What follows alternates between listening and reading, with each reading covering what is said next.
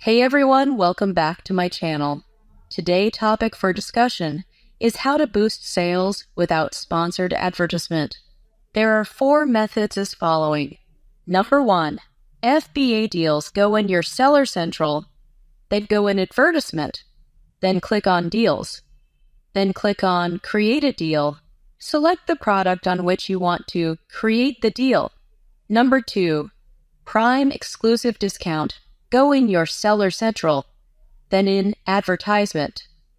Then click on Prime Exclusive Discount. Then click on Create Discount.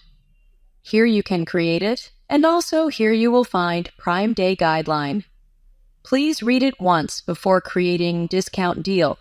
Number 3, run promotions, open your Seller Central, then go in Advertisement, then click on Promotions.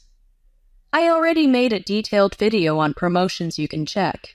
Number 4, coupons to create coupon. Go in your Seller Central, then go in Advertisement, then click on Coupons, then click on Create a new coupon, then select your products and discount percentage, etc.